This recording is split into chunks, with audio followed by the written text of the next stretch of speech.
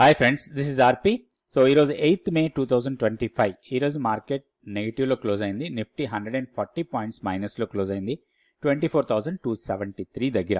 ఇది official closing price. రియల్గా మనకి ఎక్కడ లో వచ్చిందనేది చూద్దాం.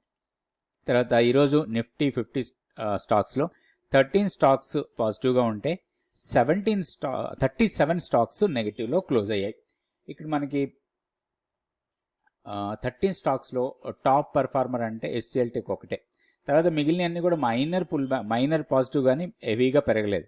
Axis Bank, Titan, Kotak bank, తర్వాత Coal India, tech Mahindra, Tata Motors, Infosys ఇవి పెరిగాయి కానీ మరీ ఎక్కువ పెరగలేదు. ఏది కూడా 1% కన్నా ఎక్కువ పెరగలేదు. సో ఓన్లీ HCL Tech ఒకటి మాత్రం మోర్ దెన్ 1% పెరిగింది. అది ఇక్కడ మనకి లూజర్స్లో చూస్తే శ్రీరామ్ ఫైనాన్స్ బాగా లాస్లోకి వెళ్ళిపోయింది. దాదాపుగా 3.27% డౌన్ అయింది. తర్వాత eternal, Adani enterprises, M&M, Tata consumer products, తర్వాత హిండాల్కో, ONGC, ఐషర్ మోటార్స్ ఇవన్నీ కూడా నెగిటివ్గా క్లోజ్ అయ్యాయి.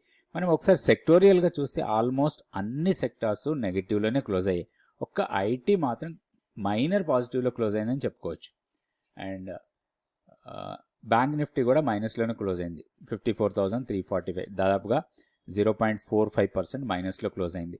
అండ్ మోరోవర్ మనకి ఇక్కడ మనకి ఓపెన్ ఇంట్రెస్ట్ పరంగా చూస్తే ఫ్యూచర్స్ యాక్టివిటీలో లాంగ్ బిల్డ్ అవుతున్న స్టాక్స్ చాలా తక్కువ ఉన్నాయి. దాంట్లో axis bank, Canara bank, Kotak bank 3 banking స్టాక్సే టాప్లో ఉన్నాయి.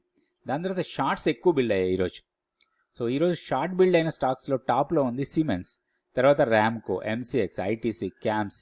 179 స్టాక్స్ షార్ట్స్ బిల్డ్ అయితే లాంగ్ బిల్డప్లో ఉన్న స్టాక్స్ మాత్రం ఓన్లీ 8 స్టాక్స్ మాత్రమే. సో ఓవరాల్గా మార్కెట్ బెర్త్ చాలా వీక్గా ఉంది. ఒకసారి మనం టెక్నికల్ చార్ట్స్ చూద్దాం. నిఫ్టీకి ఫస్ట్ చూద్దాం. ఇది Nifty daily candle stick chart. So 24,273 ఇది అఫీషియల్ క్లోజింగ్ ప్రైస్. రియల్గా మనకి ఈరోజు క్లోజింగ్ ప్రైస్ తీసుకోవాల్సింది మనం 1 minute క్యాండిల్ స్టిక్ చార్ట్ ఇది.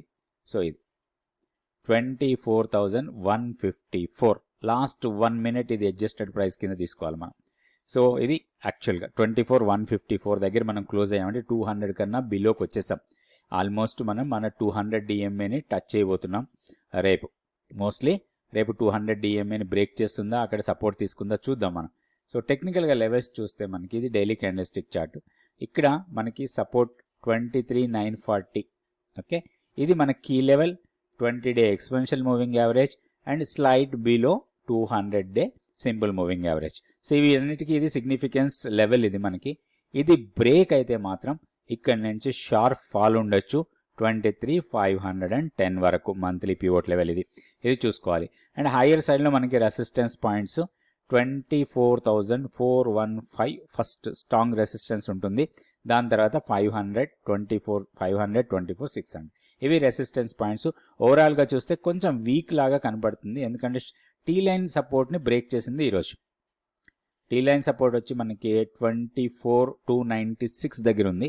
సో దానికన్నా కింద అంటే 24,154 తీసుకుంటే దానికన్నా బాగా కింద క్లోజ్ అయింది కాబట్టి ఫర్దర్గా డౌన్ సైడ్ రావడానికి చాలా ఎక్కువ అవకాశాలు ఉన్నాయి. ఒక్కసారి మనం రేపటికి ఇంట్రాడే ట్రేడ్ ప్లాన్ చూసుకుందాం.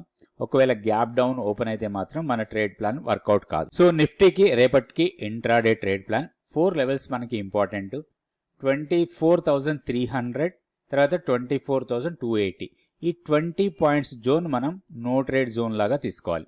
ఈ జోన్ ఏదైతే ఉందో దీన్ని మనం నో ట్రేడ్ జోన్ లాగా తీసుకోవాలి. సో జోన్ బయట ఓపెన్ అయ్యి జోన్లోకి వచ్చి జోన్లో అప్ సైడ్కి వెళ్తే మాత్రం లాంగ్ ఎంట్రీ, డౌన్ సైడ్కి వెళ్తే షార్ట్ ఎంట్రీ కింద ప్లాన్ చేసుకోవచ్చు. ఇన్ కేస్ అప్ సైడ్ వెళ్తే మాత్రం 24,430 మన ప్రాఫిట్ బుకింగ్ లాగా ఉండాలి. డౌన్ సైడ్కి వెళ్తే మాత్రం 24,135 మన ప్రాఫిట్ బుకింగ్ లాగా ఉండాలి. సో ఈ 4 లెవెల్స్ మనం జాగ్రత్తగా నోట్ చేసుకొని దాని ప్రకారం ట్రేడ్ చేసుకోవచ్చు.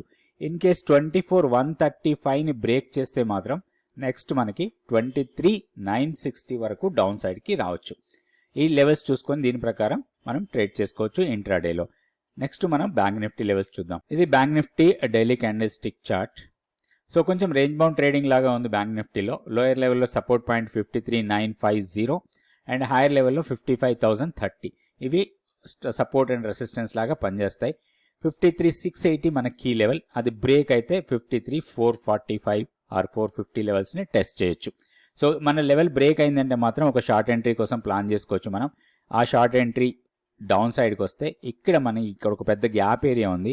ఈ గ్యాప్ ఏరియా ఫిల్ కావడానికి అవకాశాలు ఉన్నాయి రాబోయే రోజుల్లో, ఓన్లీ మనకి ఈ లెవెల్ బ్రేక్ అయితేనే. సో ఇట్లా లెవెల్స్ చూసుకొని మనం ట్రేడ్ చేసుకోవచ్చు బ్యాంక్ నిఫ్టీలో. అయితే ఇంట్రాడే ట్రేడ్ ప్లాన్ చూద్దాం బ్యాంక్ నిఫ్టీకి రేపటికి. నిఫ్టీకి ఇంట్రాడే కోసం మనం 4 లెవెల్స్ మానిటర్ చేసుకోవచ్చు. ఫస్ట్ వచ్చి 54,530 అండ్ 54,420. సో ఈ రెండు లెవెల్స్ మనకి ఈ జోన్ ఏదైతే ఉందో ఇది నో ట్రేడ్ జోన్. ఇది 54,530, 54,420 ఇది మనకి నో ట్రేడ్ జోన్ లాగా ఉండాలి. సో జోన్ బ్రేక్అవుట్ ట్రేడ్ కోసం మనం ప్లాన్ చేయొచ్చు. అప్ సైడ్ బ్రేక్అవుట్ అయితే లాంగ్ ఎంట్రీ తీసుకొని మన ప్రాఫిట్ బుకింగ్ కోసం 54,815ని మన ప్లాన్లో తీసుకోవాలి. అట్లనే డౌన్ సైడ్ బ్రేక్అవుట్ అయితే ఒక షార్ట్ ఎంట్రీ కోసం ప్లాన్ చేయొచ్చు. ఈ షార్ట్ ఎంట్రీ 54,010 తర్వాత 54,950 ఈ రెండు లెవెల్స్లో ఎక్కడైనా మనం ప్రాఫిట్ బుక్ చేసుకోవచ్చు. అయితే మోస్ట్లీ 54,010 దగ్గర ప్రాఫిట్ బుక్ చేసుకుంటేనే బెటర్. ఒకవేళ గ్యాప్ డౌన్ ఎక్కువగా ఓపెన్ అయితే మాత్రం మన లెవెల్స్ ప్రకారం ఎలాంటి ట్రేడ్ ఉండదు. సో మనం ట్రేడ్ లేని రోజు కామ్గా ఉండొచ్చు. మన లెవెల్స్ వస్తేనే మనం ట్రేడ్ చేయాలి, లేకపోతే లేదు. అయితే షార్ట్ ఎంట్రీ తీసుకుంటే జోన్ పైన స్టాప్ లాస్ పెట్టుకోవాలి. లాంగ్ ఎంట్రీ తీసుకుంటే జోన్ కన్నా కింద స్టాప్ లాస్ పెట్టుకోవాలి. సింపుల్ ప్లాన్ ఇది. స్టాప్ లాస్ వచ్చినప్పుడు తక్కువ పాయింట్స్తో మనం స్టాప్ లాస్ నుంచి బయటకు వస్తాం. ప్రాఫిట్ వచ్చినప్పుడు మనకి ఎక్కువ పాయింట్స్ వస్తాయి. సో రేపటి వీడియోలో మళ్ళీ లెవెల్స్ చూసుకుందాం. Thank you so much for watching this video.